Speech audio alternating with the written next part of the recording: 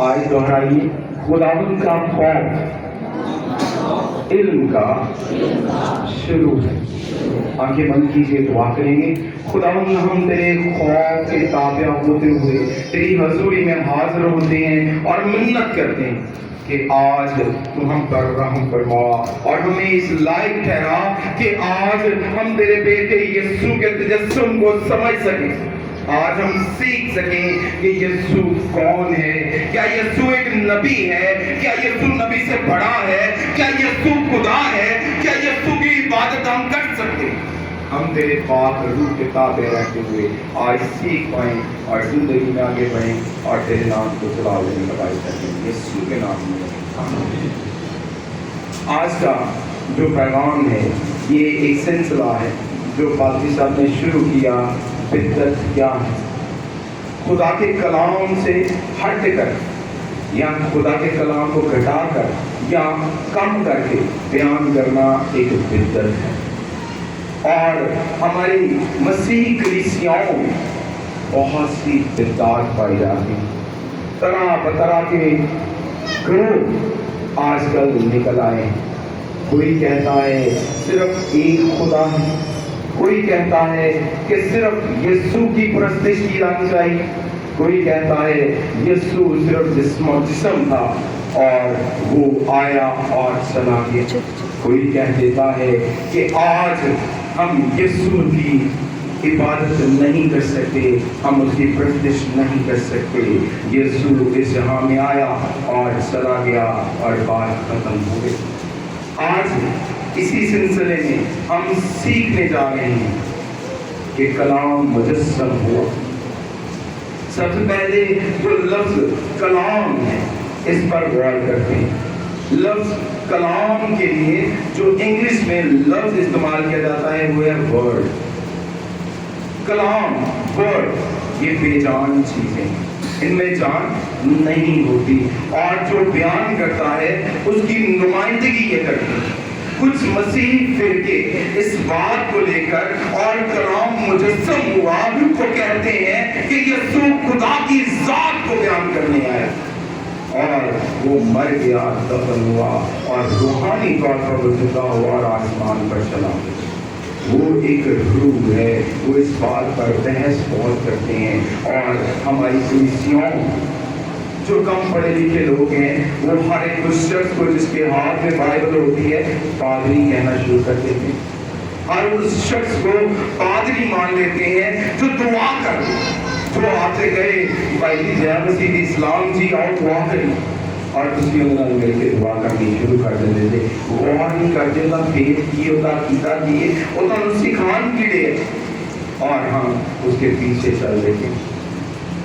لیکن یہاں پر ہم جو بائبل پڑھ رہے ہیں اس کا اوریجنل متن یونانی زبان میں، اور آپ سے اکثر لوگ کہتے ہیں جی آپ کا ٹرانسلیشن جو ہے وہ بدلا ہوا ہے، اور اسی بات کو ایشو بنا کر اکثر لوگ کہتے ہیں جی ہر نئے ورژن میں چینج آ جاتی ہے، بائبل تبدیل ہو جاتی ہے۔ میرے جیسے پڑھے لکھے لوگ بھی کہنا شروع ہو جاتے ہیں جی ہاں، جب نیا ایڈیشن آتا ہے تو وہ جو یونانی کے لفظ تھے، وہ جو عبرانی کے لفظ تھے، وہ جو مشکل انگلش میں لفظ تھے، انہیں آسان اردو میں کر دیا جاتا اور لفظ تبدیل ہو جاتے ہیں۔ ہم اس بات پر پھنس جاتے ہیں اور پھر ہم اقرار کر لیتے ہیں کہ بائبل تبدیل ہے۔ لیکن جو آپ کے پاس بائبل ہے، جو آپ کے ہاتھوں میں، اس کے 3 نسخے دنیا میں 3 مختلف جگہ پر پڑے ہوئے ہیں جو دوسری اور تیسری صدی کے آج کے نہیں ہیں، دوسری اور تیسری صدی کے ہیں۔ کوئی 180 عیسوی میں لکھی گئی، کوئی 2010 میں لکھی گئی، کوئی 2027 میں 77 میں لکھی گئی، 70 میں لکھی گئی، اور اس طرح وہ 3 مختلف مقام پر پڑے ہوئے ہیں۔ ایک لندن میوزیم میں ہے جو اوریجنل یونانی میں ہے، ایک روما میں ہے اور ایک پیرس میں۔ اور خدا کا کلام یسایا نبی کہتے ہیں کہ خدا کا کلام اب تک قائم رہے۔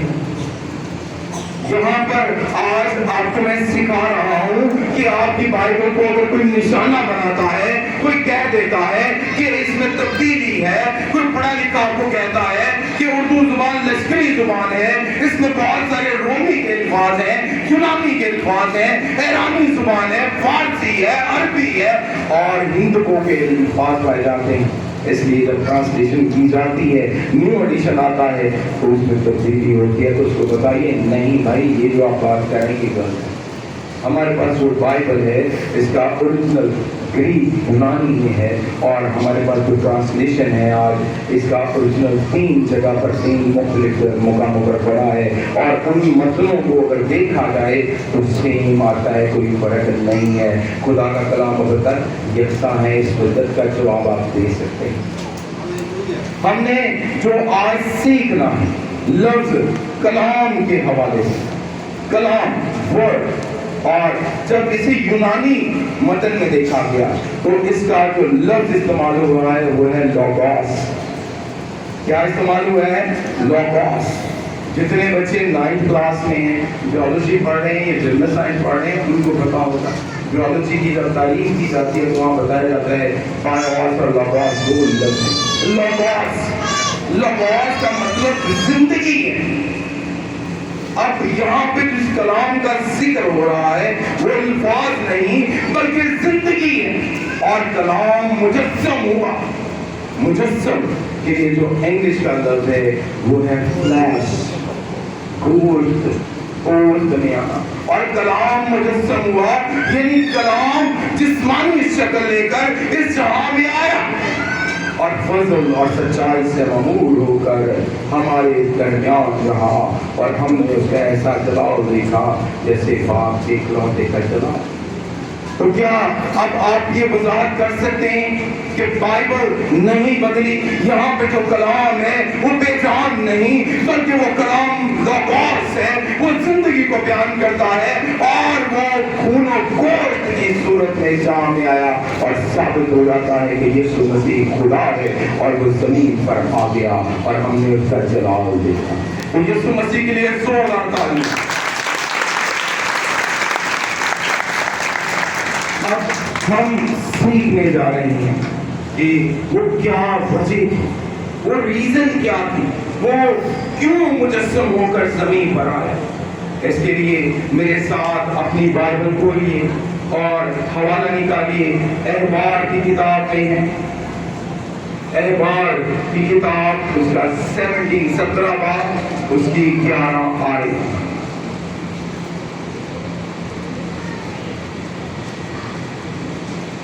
احبار 17 باب اس کی 11 آیت میں ہے، کیونکہ جسم کی جان خون میں ہے۔ آپ سارے بھی بولیے، کیونکہ جسم کی جان خون میں ہے۔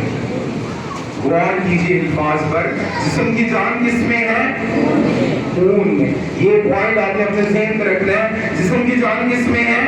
خون میں ہے، کیونکہ جسم کی جان خون میں ہے، اور میں نے مذبح پر تمہاری جانوں کے کفارہ کے لیے اسے تم کو دیا ہے، کہ اس سے تمہاری جانوں کے لیے کفارہ ہو، کیونکہ جان رکھنے ہی کے سبب سے خون کفارہ دیتا ہے۔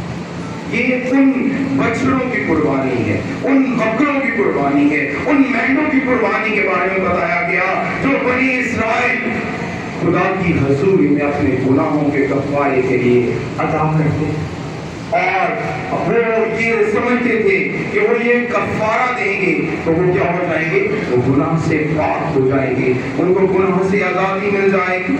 خروج کی کتاب اس کا 12 باب جب ہم دیکھتے ہیں تو وہاں پر بھی ہمیں ملتا ہے کہ جب بنی اسرائیل آزادی حاصل کرنا چاہتے ہیں، جب وہ 430 سال تک مصر کی غلامی میں رہے، جب مصری ان پر ظلم کرتے تھے، جب وہ روتے اور کراتے ہوئے خدا کی حضوری میں جھکے، تو خدا نے انہیں غلامی سے آزادی۔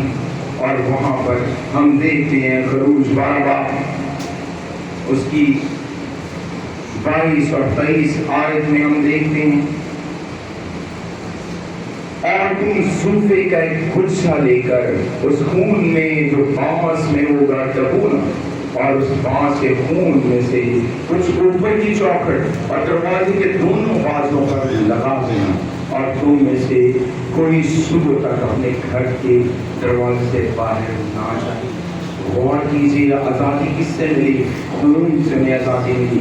कि तुम क्या करना, अपने घर के दरवाजे की चौखट पर ऊपर दाएं और बाएं खून का निशान बना देना, और तुम्हें क्या मिलेगी? आजादी मिलेगी। तुम घर से ना निकलना, और जो ऐसा नहीं करेगा उसके घर पर क्या आएगी? आप बताएगी, उसका प्रोग्राम मार दिया जाएगा, उसका खानदान खत्म कर दिया जाएगा। और इस्राइल ने ऐसा ही किया और उन्हें क्या मिली? आजादी मिली। आज बिल्कुल उसी अंदाज, क्योंकि जब हम बाइबल पढ़ते हैं तो हम गौर करते हैं और सीखते हैं। पौलुस रसूल ग्रंथियों के नाम दूसरा खत उसकी 15वीं और 16वीं आयत में हमें सिखा रहे हैं कि क्या है और क्यों मसीह आया। अभी हमने सीखा कि खून से क्या होगी? मखलसी मिलेगी, आजादी मिलेगी, और बनी इस्राइल ने खून लगाया। अब वो जो गुनाह बनी आदम ने किया, जो अदम के बाद में किया गया, वो गुनाह नस्ल इंसानी पर लग गया। उस गुनाह की बदौलत दाऊद नबी कहते हैं, मैनू विच गुनाह ले जन्या मेरी भाई की नस्ल इंसानी खुदा की हुक्म अदूली की वजह से क्या हो गए? गुनाहगार हो गए। आज हम जब सीखते हैं दूसरा ग्रंथियों 3 बार उसकी 15 आयत में, मगर आज तक जब कभी मूसा की किताब पढ़ी जाती है तो उनके दिल पर पर्दा पड़ा रहता है। जब हम शरीयत पर गौर करते हैं तो हमारे दिल पर्दे में आ जाते हैं। हम इस ख्याल में आ जाते हैं कि खून बहा और हमें आजादी हो गई, मगर वो खून कौन सा बहा जिससे हमें आजादी हुई? लेकिन जब कभी उनका दिल खुदावन की तरफ फिरेगा तो पर्दा उठ जाएगा। जब हम खुदा की तरफ आएंगे, हम मसीह यीशु पर ईमान रखेंगे, फिर हमें समझ आएगी कि मसीह यीशु इस जहां में क्यों आया, वो क्यों मुजस्सम हुआ और किस वजह से वो आया। और हमें इब्रानियों के खत में रसूल सिखा रहे हैं, हमें सिखाते हैं कि इब्रानियों 9 उसकी 22 और 23 आयत में हमें सिखा गया, हमें कहा गया,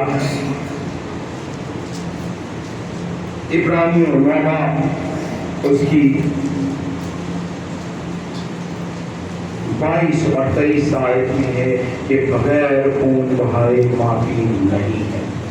हमने शुरू में पहले हवाले में देखा, जान किस में है? जान किस में है जी? किस में? और बगैर खून बहाए क्या है? तो खून किसने हमारे लिए बहाया? जरा बुलंद आवाज से बोलिए, किसने बहाया?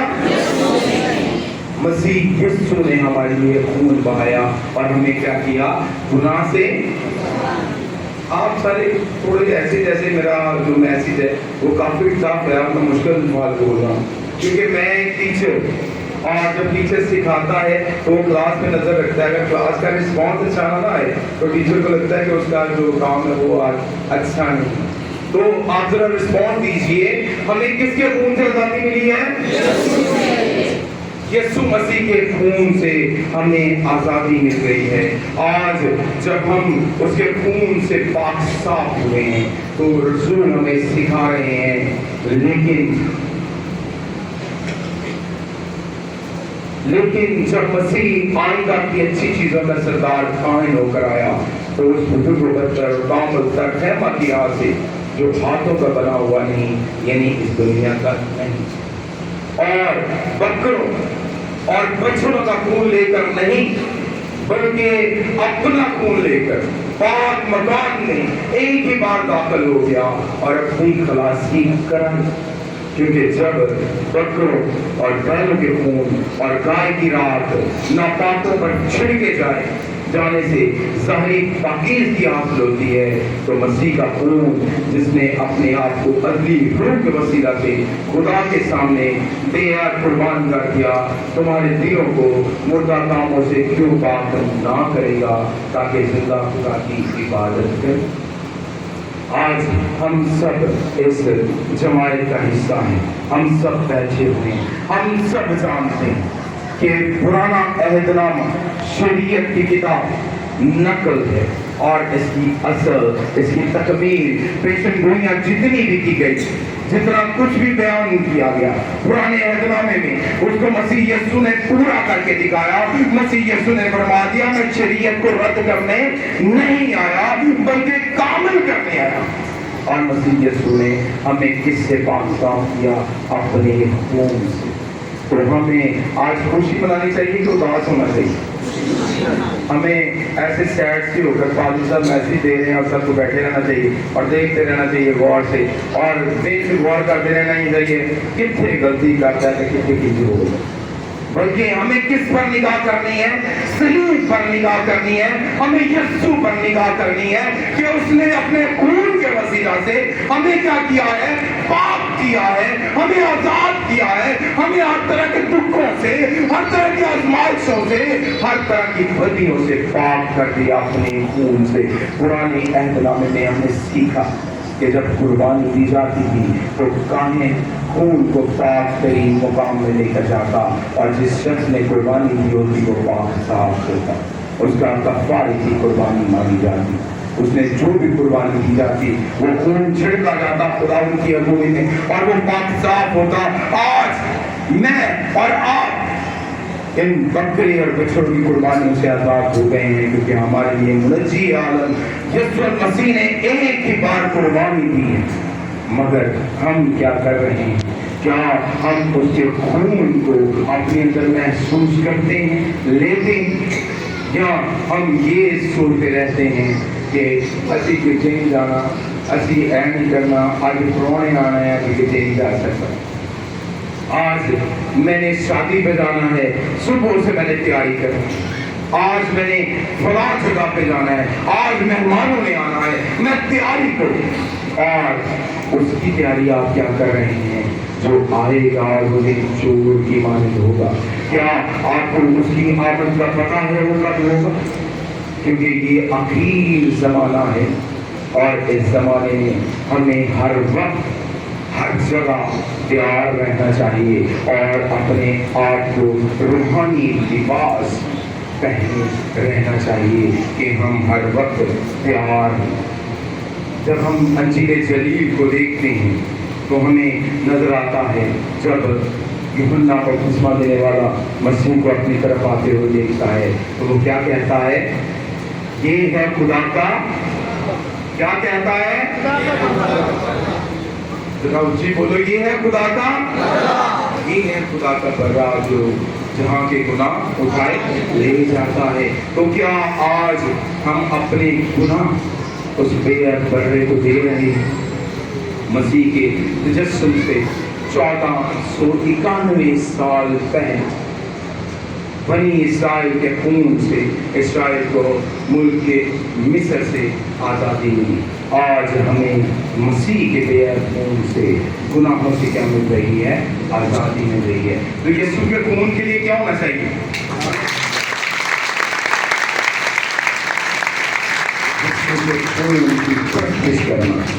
यीशु की प्रस्तिश करना क्या हम पर वाजिब है या नहीं?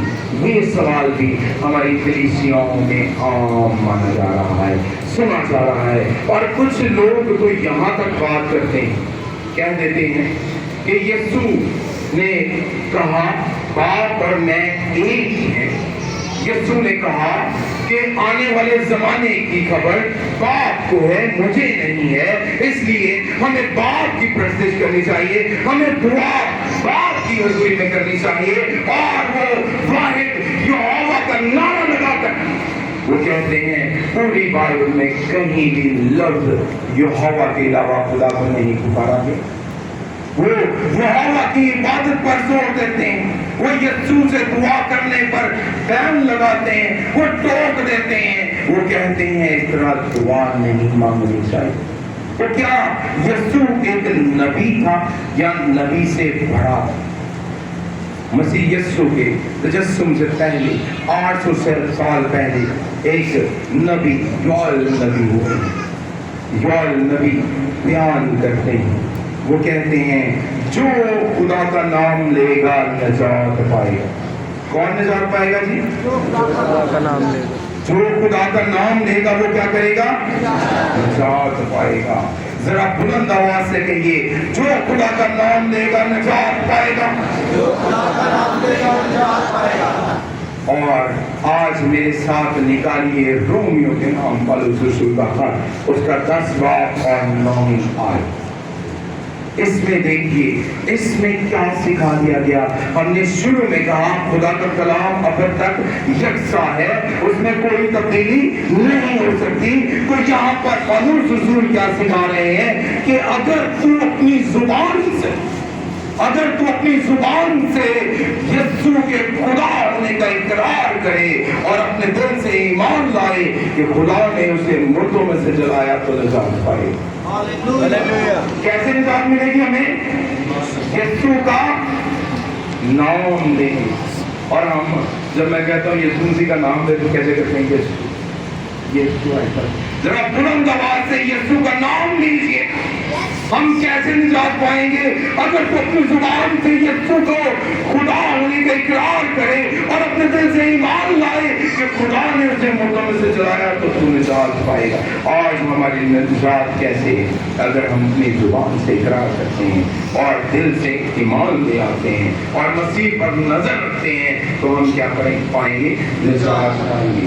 ساؤل جب وہ لوگوں پر ظلم کرتا، وہ ہر اس جان کو مار دیتا، قتل کرتا جو مسیح یسوع کا اقرار کرتی تھی۔ آج آپ کو تو چاہیے خدا کا شکر کرنا کہ آپ ایک آزاد ملک میں ہیں، آزادانہ طور پر بیٹھ کر عبادت کرتے ہیں۔ جب ہم پہلی صدی کو دیکھتے ہیں تو مسیح زیر زمین تہہ خانوں میں عبادت کرتے، جو کوئی پکڑا جاتا یسوع کا نام لیتے ہوئے اس کو کھال میں سی دیا جاتا اور پھر کھال کو نمک لگا کر دھوپ میں پھینک دیا جاتا کہ وہ تڑپ تڑپ کر مر جائے۔ اس پر سخت اذیتیں اس کو دی جاتی، ظلم کیا جاتا، تشدد کیا جاتا، جبکہ آج تو آپ آزاد ہیں اور آپ شرماتے رہتے ہیں یسوع کا نام لینے سے۔ بھائی جی تسی مسیح تے تسی عیسائی تے بس سر تھلے کر لیا گل مکا دی۔ کسی نے کیا کھا اللہ دی قسم، اللہ دی قسم کہہ دیتا ہوتے کہ میں قسم نہ کھاتی تے مسیحاں دے ایک مسیحاں دا ایک سوچیا جاتا ہے کیا جانتا ہے کہ مسیح قسم نہیں کھاتی تے کہ پتہ ہی نہ لگ جائے میں مسیح ہوں، وہ نہ ہوئے وہ کہ میں باہر کر دے میں روٹی نہ کھان دیں۔ اور ہم آج ایسے کرتے ہیں۔ اگر ہم آج اس طرح کی زندگی بسر کر رہے ہیں تو کیا ہم نجات یافتہ ہوں گے؟ جو کہ خدا کا کلام ہمیں سکھا رہا ہے کہ جو کوئی یسوع کا اقرار کرے گا وہ کیا کرے گا؟ نجات پائے گا۔ آج اگر ہم پالوس سے ساؤل سے پالوس بننا چاہتے ہیں، ہم اپنی آنکھوں کو کھولنا چاہتے ہیں، وہ نبی نہ ہو گیا اور اس پر خدا کے بندہ نے دعا کی اور اسے کہا اٹھ اور یسوع کے نام سے بپتسمہ لے اور تو گناہ ہو جائے گا۔ اور جیسے ہی اس نے بپتسمہ لیا اس کی آنکھیں کیا ہو گئی؟ کھل گئی۔ اس نے اقرار کیا اور اس کی آنکھیں کھل گئی۔ آپ اعمال کی کتاب میں اس کو بڑی تفصیل سے پڑھ سکتے ہیں، میں یہ آپ کو اپنے پاس سے نہیں بلکہ اعمال سے خدا کا کلام سے سکھا رہا ہوں۔ مسیح خداوند ہے، وہ نبی نہیں ہے، وہ چھوٹا یا بڑا نہیں، نبی ساری مساوی ہے، برابر ہے۔ اور خداوند یسوع مسیح خود اپنی زبان مبارکہ سے فرما رہے ہیں، لوکا کی انجیل میں وہ ہمیں سکھا رہے ہیں کہ خداوند یسوع مسیح کیا ہے۔ لوکا کی انجیل 11 باب اس کی 31 اور 32 آیت میں ہم دیکھیں گے اٹھن کی ملکہ اس زمانے کے آدمیوں کے ساتھ عدالت کے دن اٹھ کر ان کو مجرم ٹھہرائے گی، کیونکہ وہ دنیا کے کنارے سے سلیمان کی حکمت سننے کو آئی اور دیکھو یہاں وہ ہے جو سلیمان سے بھی بڑا ہے۔ یہ کس کے بارے میں یسوع نے کہا؟ اپنے بارے میں کہا کہ وہ سلیمان سے کیا ہے؟ نینوا کے لوگ اس زمانے کے لوگوں کے ساتھ عدالت میں کھڑے ہو کر ان کو مجرم ٹھہرائیں گے، کیونکہ انہوں نے یونا کی خدادی پر توبہ کر لی، اور دیکھو یہاں وہ ہے جو یونا سے بھی بڑا ہے۔ تو کیا مسیح یسوع نبی ہے؟ وہ نبی سے کیا ہے؟ اور نبی سے بڑا کون ہو سکتا ہے؟ خدا، جو نبی کو بھیجنے والا ہے وہ خدا ہے، اور یسوع خدا ہے۔ اور جب ہم مکاشفہ کی کتاب میں دیکھتے ہیں تو ہمیں پتہ چل جاتا ہے کہ یسوع مسیح خدا ہے، کیونکہ پرانے عہد نامے میں جب ہم دیکھتے ہیں سلاطین کی کتاب میں حوالہ نہیں بیان کروں گا، ڈائریکٹ بات کروں گا کیونکہ وقت تھوڑا ہے، اور اس حوالے سے اگر آپ کو بعد میں مجھ سے یہ حوالے چاہیے ہو تو آپ مجھ سے رجوع کریں، میں آپ کو دے دوں گا۔ سلیمان نے ہیکل کی تعمیر، اور اس نے خدا سے دعا کہ اے خدا، جو کوئی اس ہیکل کی طرف منہ کر کے دعا کرے تو اس کی دعا کو کیا کرنا؟ قبول کرنا، کیونکہ تو دلوں کے بھیدوں کو جانتا ہے۔ تو جانتا ہے کہ انسان کے دل میں کیا ہے، وہ اپنے دل میں کون سے خیال رکھتا ہے، کیا وہ پاکیزگی کے خیال ہیں، کیا وہ ناپاکی کے خیالات ہیں، کیا وہ برائی کرنا چاہتا ہے، کیا وہ بدی کرنا چاہتا ہے۔ تو اس کی دعا پر غور کرنا، کہیں اس کی دعا میں بدی تو نہیں، کہیں وہ اپنے بھائی کا برا تو نہیں چاہ رہا، کہیں وہ اپنے دل میں بغض رکھے ہوئے تو نہیں ہے، حسد رکھے ہوئے تو نہیں ہے، لڑائی رکھے ہوئے تو نہیں ہے، نا اتفاقی ناپاکی رکھے ہوئے تو نہیں ہے۔ اگر ایسا ہے تو میں نہیں کہوں گا کہ تو اس کی دعا قبول کرنا، بلکہ ان دلوں کو جانتا اور پرکھتا ہے، تو اس کی دعا کو قبول کرنا اگر وہ تیرے مطابق۔ اور دلوں کے بھید کون جانتا ہے؟ خدا جانتا ہے۔ خدا جانتا ہے کہ دلوں کے بھید کیا ہیں۔ حزقیال نے اپنے صحیفے میں 11 باب 5 آیت میں سکھا دیا کہ دلوں کے خیالات اسرائیل کا خدا جانتا ہے۔ اور یسوع مسیح کے بارے میں ہمیں مکاشفہ کی کتاب اس کے 5ویں باب میں نظر آتا ہے۔ مکاشفہ کی کتاب اس کا 2 باب 18ویں اور 23ویں آیت ہے۔ خدا کا بیٹا جس کی آنکھیں آگ کے شعلہ کی مانند اور پاؤں خالص پیتل کی مانند ہیں، یہ کہتا ہے کہ گردوں اور دلوں کو جانچنے والا میں ہوں۔ کون کہہ رہے تھی گردوں اور دلوں کو جاننے والا میں ہوں؟ کون کہہ رہے تھی؟ یسوع مسیح۔ تو یسوع مسیح کیا ہوا؟ ایک نبی ہوا، ایک نبی سے بڑا ہوا۔ کیا وہ کیا ہے؟ خدا ہے، کیونکہ خدا دلوں اور گردوں کے بھید جانتا ہے، اور یسوع بھی دلوں اور گردوں کے بھید جانتا ہے۔ اور دیکھو آسمان سے آواز آئی، یہ میرا پیارا بیٹا ہے جس سے میں خوش ہوں۔ تو ثابت ہوا کہ حزقیال کے نوشتے کے مطابق خدا دلوں کے خیالات جانتا اور مسیح دلوں کے بھید جانتا ہے۔ تو یہاں پر ایک سوال اٹھا، میرے ذہن میں آیا، تو کیا ہمیں مسیح یسوع سے دعا کرنی چاہیے، یا ہمیں یہ خیال کرنا چاہیے کہ جو مانگتے ہو باپ سے مانگو؟ ہمیں مسیح یسوع سے دعا کرنی چاہیے۔ ہمیں مسیح یسوع سے دعا کرنی چاہیے، کیونکہ مسیح یسوع ہمارے لیے خدا ہے، کیونکہ وہ دلوں اور گردوں کے کیا کرتا ہے؟ بھید جانتا ہے۔ کسی دوسرے کی عبادت کرنا موسوی شریعت میں منع کیا گیا ہے، کسی دوسرے کی عبادت جائز نہیں۔ اور اگر ہم یسوع کی عبادت کرتے ہیں تو کیا وہ حکم ٹوٹ جاتے ہیں؟ ہرگز نہیں۔ مسیح کے تجسم ہونے سے پہلے یسایہ نبی ہمیں سکھا رہے ہیں کہ ہر گھٹنا مسیح کے آگے کیا کرے؟ ہر گھٹنا کس کے آگے جھکے؟ مسیح کے آگے جھکے۔ اور جب ہم نئے عہد نامے میں فلسطینیوں کا خط اس کا 2 باب اس کی 9 سے لے کر 11 آیت کو دیکھتے ہیں تو آج ہم پہ واضح ہو جاتا ہے کہ ہمیں گھٹنے کس کی حضوری میں جھکانے ہیں۔ یہاں لکھا گیا ہے، اسی واسطے خدا نے اسے بھی اس سے بڑا سر بلند کیا اور اسے وہ نام بخشا جو سب ناموں سے اعلیٰ ہے، کہ تاکہ یسوع کے نام پر ہر ایک گھٹنا جھکے، ख्वाह आसमानियों का हो ख्वाह ज़मीनियों का, ख्वाह उनका जो ज़मीन के नीचे हैं। और खुदा बाप के जलाल के लिए हर एक जुबान इकरार करे कि यीशु मसीह खुदावंद है। तो आज हम सारे मिलकर इकरार कर सकते हैं कि यीशु मसीह खुदा है। कह सकते हैं जी यीशु मसीह जिंदा खुदा है। और आज हमें ज़रूरत है कि हम भी गौर करें क्या हम उस भीड़ का हिस्सा बनने जा रहे हैं जो खुदा के तख्त के सामने खड़े होकर पुकारेंगे, या उस भीड़ का हिस्सा बनने जा रहे हैं जो आग और गंधक की झील में फेंकी जाएगी। खुदा आप सबको बेहतर दे। आए हम अपनी आंखें बंद करें और दुआ करेंगे कि खुदा हमें तौफीक दे, हम इस दौर में बिदात का मुकाबला करने वाले बन जाएं। अपनी आंखें बंद कीजिए, दुआ करेंगे।